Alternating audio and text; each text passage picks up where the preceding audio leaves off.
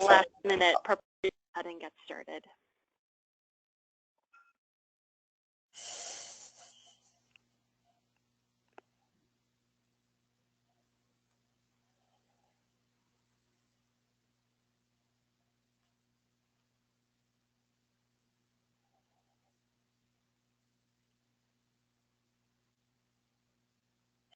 I work on the Financial Solutions Lab, and I am happy that we are hosting Abdul Basit for our FinTech Expert Series. Today's conversation will focus on FinTech patents, of which Abdul is an expert, so we're happy to have him join us. A couple of administrative items before we get started. This presentation will be recorded. You can find the recording on our website where we will post it. That'll be the Financial Solutions Lab website. If you haven't done so already, if you could please mute any mic, speakers, or phones just to avoid any feedback during the presentation. And we will have ample time for questions and answers. So feel free to chat your questions into the GoToMeeting chat box, and Abdul will answer your questions at the very end of the presentation. So feel free to make notes or to send in your questions as we go through the presentation. So for those of you on the line who are not as familiar with the lab, the Financial Solutions Lab is a $30 million 5-year initiative managed by CFSI with founding partner JP Morgan Chase. And the purpose of the lab is really to support early stage entrepreneurs who are improving consumer financial health through new and promising innovations. We have run about 2 programs thus far, working with 18 early stage entrepreneurs in total. And we are about to select our 3rd class. So our current application cycle is currently open. So for any of you who may be interested in applying or who know of FinTech entrepreneurs who may be a good fit for our program, we would love to hear from them. You can find out more information about our application process at our website at financialsolutionslab.com. And the deadline will be April 27th. So with that, I am happy to turn it over to Abdul Basit for our presentation today. Yeah, thank you, Maria. I appreciate the time that you're giving me and the opportunity to talk about a very important area of intellectual property law that pertains very much to FinTech and financial technologies in general. Before I begin, as a lawyer, I have to do a disclaimer. This is actually the most words you're going to see on any single slide throughout the whole presentation. Don't worry, the rest of the presentation is not going to be like this. But this is just to let you know that the document and presentation is for informational and educational purposes only.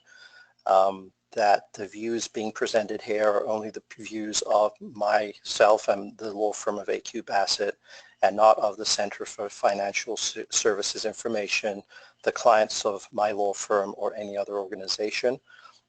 Anyone who's involved in this presentation should not act or rely on this information without first seeking the advice of an attorney. And finally, in some states, this document presentation may be considered as attorney advertising. And also any discussion of prior results does not guarantee or predict a similar outcome. That being said, today's presentation is about a case that was decided by the Supreme Court in 2014, known as Alice v. CLS Bank. This decision has had a profound effect upon innovations dealing with intellectual property, specifically with patents. And most financial technologies are software-based. Most e-commerce patents are based upon software. So this has a I would say a very huge impact on those technology areas. So this presentation is about 30 minutes long, and it's split up into 3 parts. The first part is going to be an introduction to patents.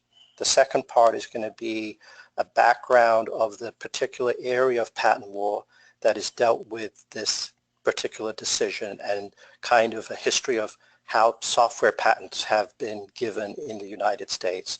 And then the last part of the presentation is going to be about the decision itself. So each part is about 10 minutes long, for 30 minutes total. So the first part of the presentation is going to be about what a patent is. So what is a patent? Well, some people may think that patent rights have existed since the Industrial Revolution, or when technologies became more prevalent on the scene.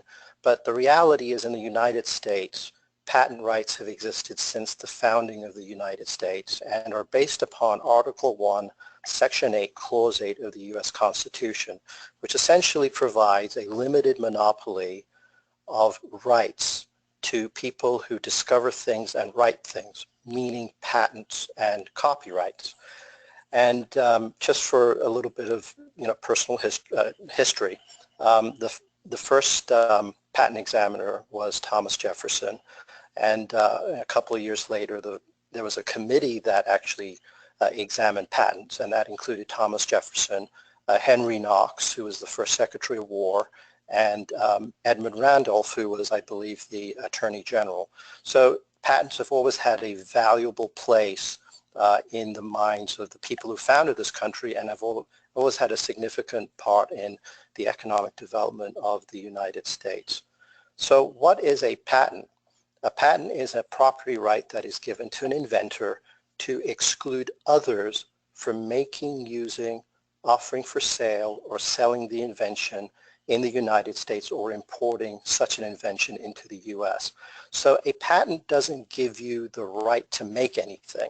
So, you can't go ahead and file a patent application for something, you get that patent, and then say, well, the government gives me the right to do this because of the fact that they gave me a patent.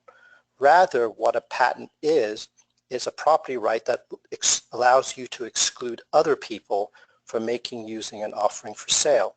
So one of the areas of controversy within patent law is, I don't know if people have heard about this, but patent trolls, or non-practicing entities, which are companies that don't actually make anything, but what they do is they have a patent and then they sue other companies who are actually in the area of actually doing that technology, making the technology or using the technology.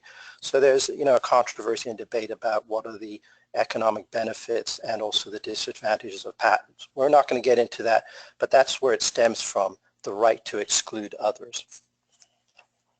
So a patent can be obtained for a machine or apparatus, such as a computer device, for, let's say, a refrigerator, a car. And a patent can also be obtained for methods and systems to perform an invention. So the vast majority of software patents, this would include Fintech as well, have to do with methods. So what you're doing is you're doing a method of performing some act. Maybe it's to send money from location A to location B, but it's all being done on a computer. A method to, let's say, determine signal strength of a wireless communication between two devices is another type of method that can be patented. So what's the process of obtaining a patent? Well, the first step, of course, is that you have to file a patent application with the United States Patent and Trademark Office. So there are a lot of things involved in the patent application, but the substantive portion of the patent application, which is of importance, the three main parts are the written description of the invention, which is also known as the specification, the drawings, and the claims. Now, I did provide 3 handouts. I don't know if the participants had the chance to print those out or look at them, but those kind of show you these 3 parts. So the written description is written generally in normal English, and it provides a very detailed explanation of what the invention is. So it can be 2 or 3 pages, it could be 100 pages, whatever. And then in combination with that, you have the drawings. Now the drawings, in conjunction with the written description, describe the invention, how to use it, how to perform it, how to, if you're making something, how do you make it, how do you manufacture it. And the combination of these two provide the substance of what the invention is. But the most important part of the patent application is the claims. So the Supreme Court has said in a previous decision that the name of the game is the claims. It's the claims that are what get examined when you file a patent application with the USPTO. It's the claims that determine who you can litigate and sue against. You know, if someone infringes on your intellectual property. So the claims are the most important part of the patent application, and it's what gives you the protection. The claims are dependent upon what you have written in the description, the written description, and the drawings. So the written description and the drawings provide support to the subject matter which is in the claims itself. So here are some example claims. So the first one is, these are very basic claims. The first one is a machine device apparatus claim, a device comprising memory, a processor coupled to the memory, and a speaker coupled to the processor for generating audible sound. Now this is a claim that's very, very broad, right? It's a very broad definition. You know, this could be your phone, your smartphone, it could be your computer, it could be your television, it could be a notepad, an iPad, whatever. It's a very, very broad claim. The second claim is a method claim, and these are the types of claims that are generally used with software innovations. So again, this is a very broad example.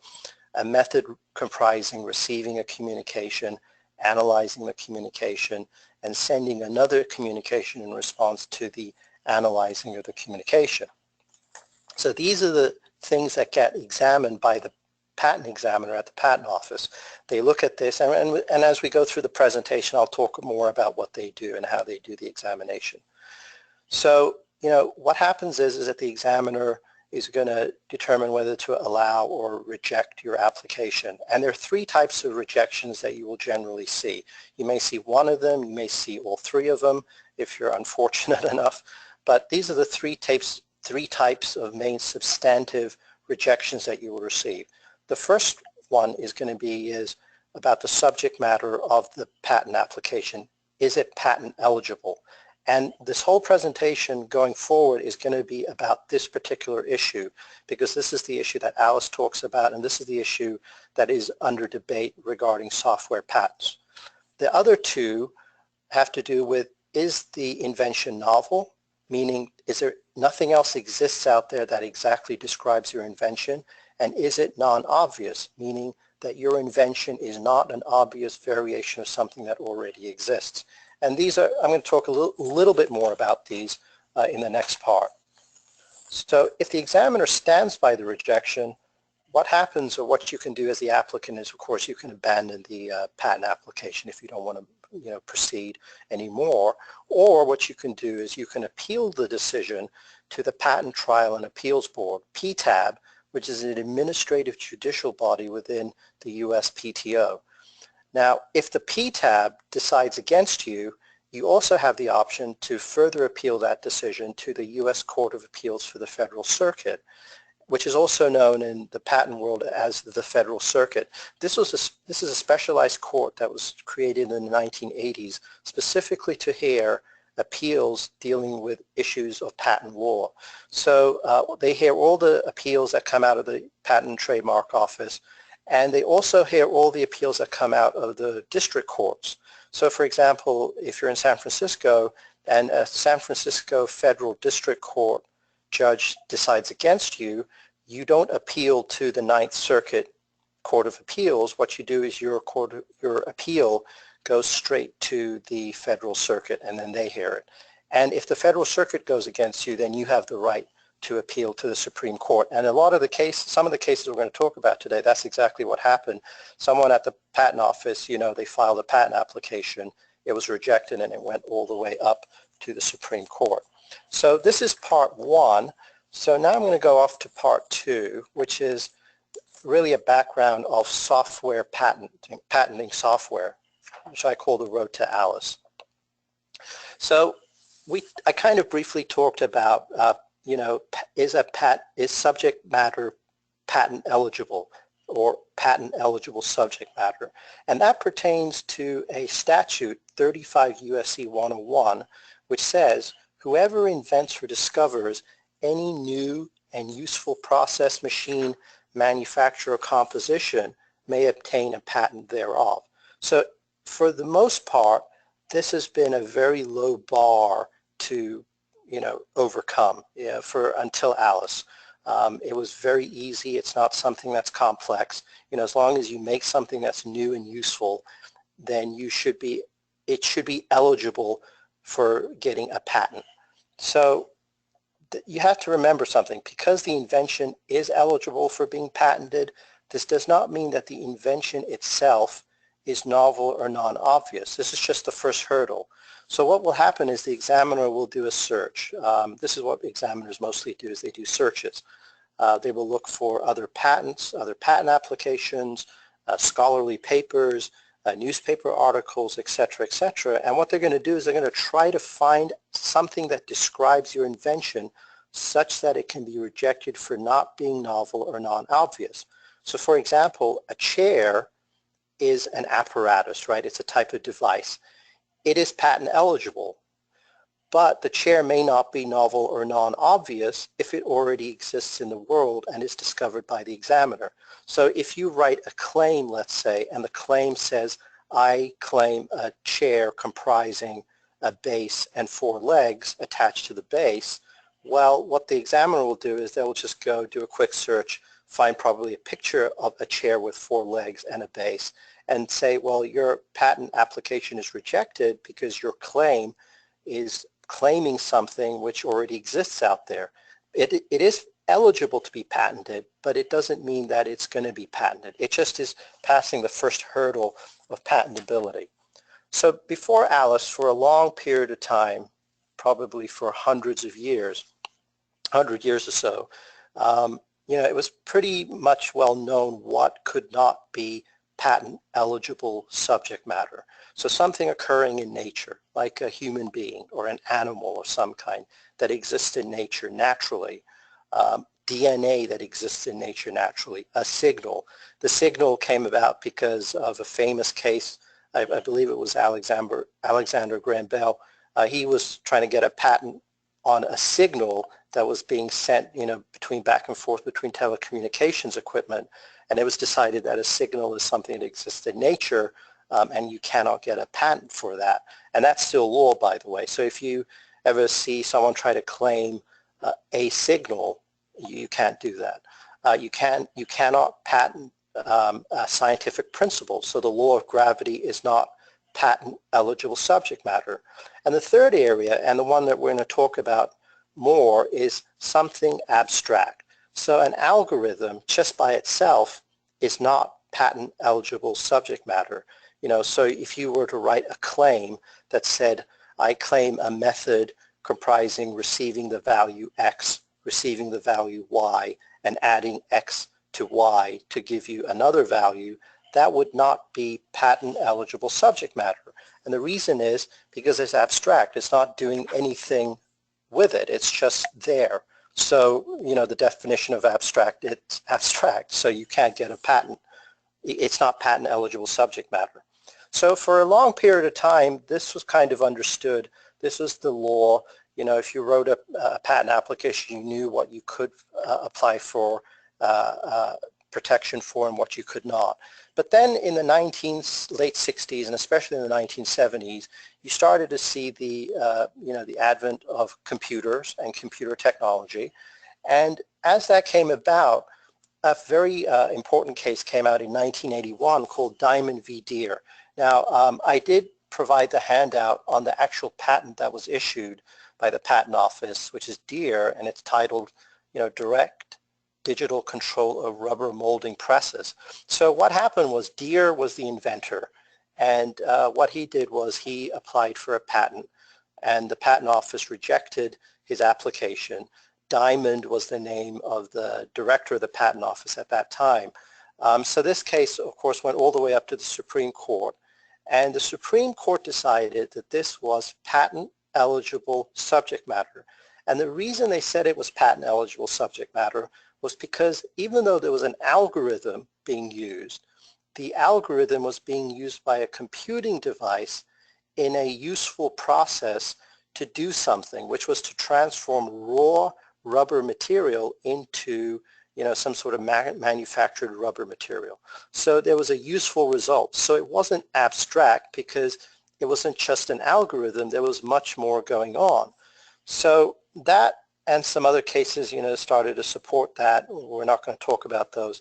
So for about 15, 16 years, of course, software innovations continued to occur. They became more and more so. And in 1998, another decision came out, and this one was called State Street Bank versus Signature Financial Group. And this was a decision by the Federal Circuit. It never went up to the Supreme Court. The Federal Circuit, it was their decision. And what happened was, in this decision, was that you had a patent that was given by the Patent Office for basically determining the price of a portfolio for a stock price. That was really the gist of what the patent was about. And the Signature Financial Group, it was their patent. And what they did was they sued State Street Bank. And of course, there was a contentious, litigation between the two. And it went up to the Federal Circuit. And the Federal Circuit said that this also is patent eligible subject matter. And the reasoning was they went back to the first case we talked about, which was Diamond v. Deere. And they said that what is going on here is that there is a practical application of a mathematical algorithm, and it produces a useful, concrete, and tangible result. And that tangible result was the final share price. And also what the Federal Circuit said was that there's a transformation of data. So instead of a transformation of some physical material, there was a transformation going on of data itself, taking raw data and then calculating some price and providing an output. So by using the reasoning in the rubber molding manufacturing process patent, the Federal Circuit said this is also useful, it's not abstract, and therefore you should be able to get a patent for that. So what happened was, from 1998 until the mid-2000s, you had the floodgates basically opened, and you had a substantial number of patent applications being filed for what is now known as business method patents. So, I was at the Patent Office at that time. I worked in the financial technologies area, but there were also examiners who were hired and they exclusively looked at insurance technology patents, and there were others that looked at operations management and advertising and e-commerce. So it was just a huge number of people were now, and companies were now looking and seeking patent protection for business method patents. And what you guys do, a lot of what you do in Fintech, of course, is business method based. So that continued on until, of course, then there was a feeling that, well, maybe, there's too much of this going on and there may need to be some limitations. So in 2010, another case came out which kind of took the dial back a bit. And this was Bilski versus Kappas. Bilski was the inventor. Kappas at that time was the director of the U.S. Patent and Trademark Office. So Bilski had applied for a patent for basically hedging losses by investing in one area versus another area, right? And, it's like if you decide to buy a put versus an option, you're hedging against one or the other depending on the stock market is doing. Notice the stock market is doing so hot today, but that's basically the gist of what Bilski's invention was. So the Patent Office said that this is not patent eligible subject matter, and the reasoning was that the claims that Bilski had, the claims did not have any machine or computing device performing the method steps. So when this went up to the Supreme Court said was that this is an abstract idea being given because there's no machine or computing device in the claims. So they said this is not like Diamond v. Deere, and it's not like State Street Bank where you had a computer being involved or some sort of transformation going on. So therefore they said, okay, the idea of abstract is that if it's not being done by a machine or transformation, then that's an abstract idea. So they changed the definition of what an abstract idea is, and they created a new test called the machine or transformation test. So, just a kind of a question at that time that people had was, well, does the transformation of data really that occurs within a computing environment, does that really comply with transformation? But that never mattered, because what happened was was that you had another out versus the transformation, and that was the machine. So remember this claim, a method comprising receiving a communication, analyzing it, sending it. Under 101, under Bilski in 2010, this would fail 101. It would be considered abstract because there's no machine or transformation going on. So what did all the smart patent lawyers in the world do, and what did the Patent Office accept was okay to comply with the Supreme Court decision? Put in a computing device. So one of the things about a claim is you can change the language in a claim, but you cannot change the language or you cannot change the drawings in a patent application. So, and that's going to be important about something I'm going to mention later on. But you can change the claim. So what you could do is, as long as your application, the description or the drawing showed a computer, you could amend the claims to show a computing device. So this passes under 101 because now there's a machine. And this was the law until 2014 when Alice came out.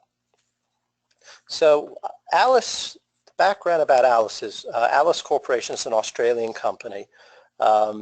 They had 4 patents, and these patents had to do with a process of financial trading between 2 parties and having a third party being involved to reduce settlement risk. I printed out one of the application patents. It's under the title The Inventor Shepherd. And what Alice did was they went after CLS Bank. CLS Bank sued them in district court to invalidate the patents because CLS Bank, their lawyer, said that this is not patent eligible subject matter.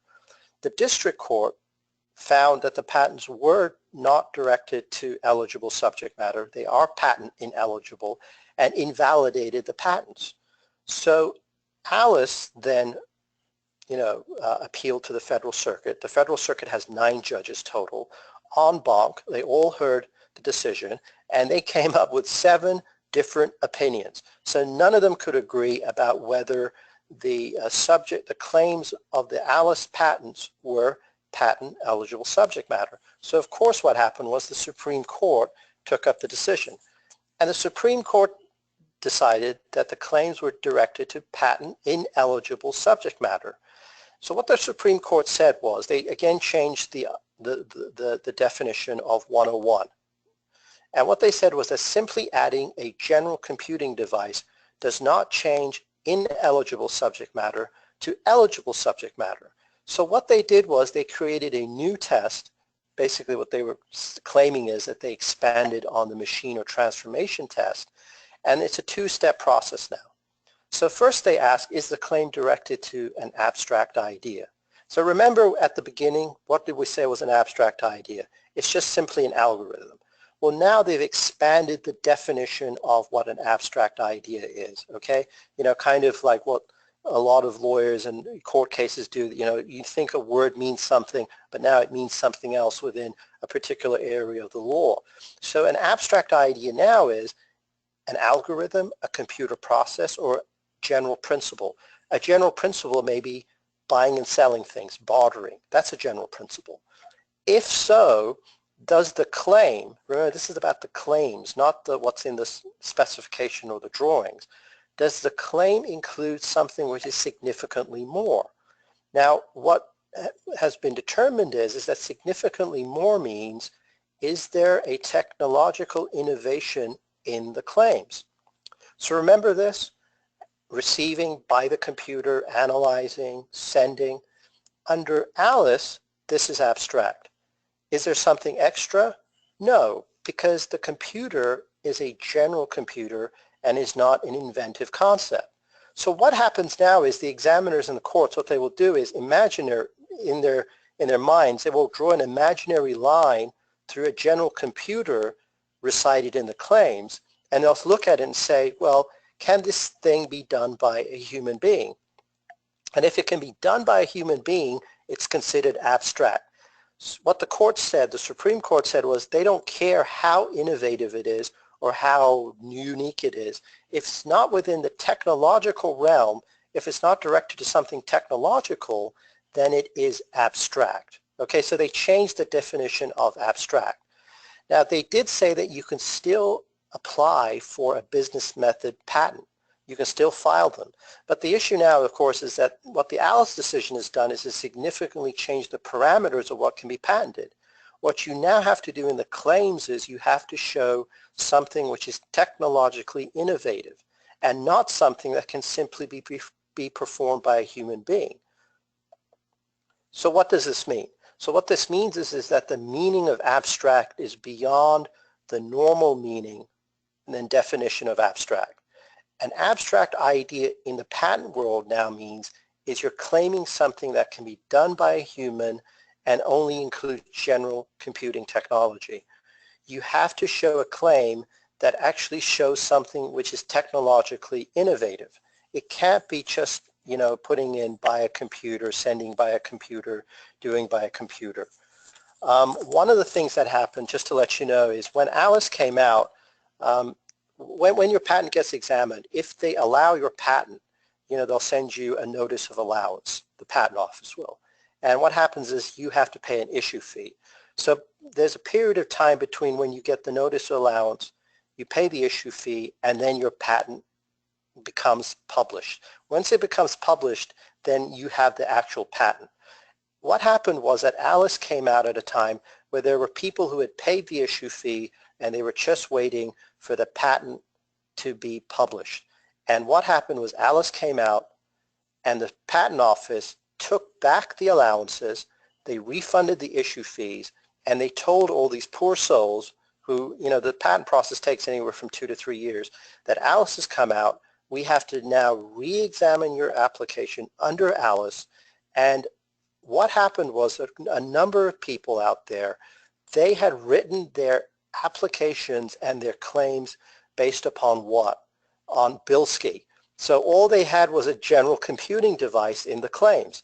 And they didn't have anything in their specifications or drawings that went into technological features or innovations, because all their specifications and drawings were based upon what? Based upon innovations that had to do with business solutions.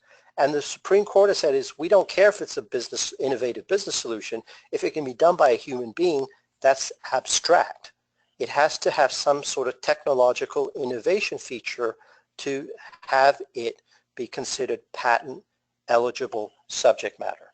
So as a result, the Patent Office issued new guidelines, and as a result, of course, this resulted in a huge number of one-on-one rejections occurring. Before Alice in financial trading, 23% were rejected under Alice. After Alice, 88%. In e-commerce, 30% were rejected under one-on-one. After Alice, 85%.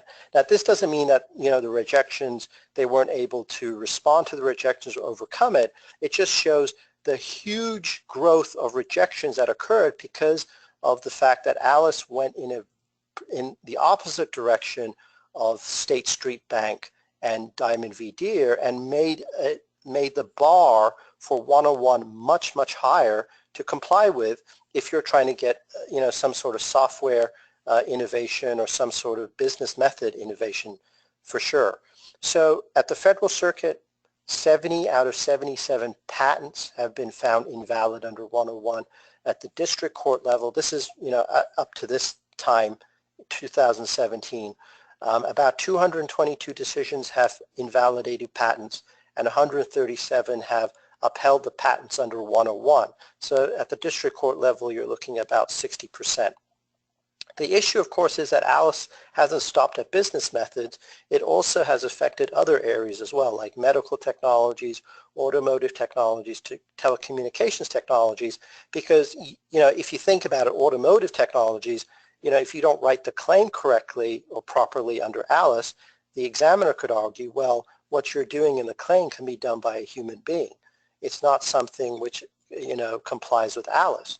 So this has really changed the way, or should have changed the way, how patent applications are written. So what a good patent attorney should be doing is they should be looking at what are the technological innovations, and there are always some technological innovations, there should be, associated with your fintech or business method innovation that you can put in the claims. So one of the benefits I would say is, and this concludes my presentation, but one of the benefits of, you know, having this decision come out before you file a patent application is that your patent applications are going to comply, hopefully, with Alice. Those people who filed a patent application before Alice, they cannot change their drawings and they cannot change their specifications, so therefore they're stuck. And if your patent was allowed before Alice, you also have a problem because you can't even change the claim. It's an issued patent.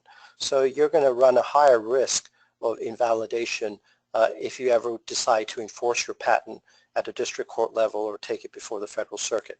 So I hope that was informative, and if anyone has any questions, I'd be glad to answer them. Thank you so much, Abdul. That was a really helpful presentation. Turning it now over to our attendees. If you have any questions, feel free to chat them into the chat box on the GoToMeeting kind of portal there, or I will unmute all of you on my end. So if you would like to verbally ask your question, feel free as well.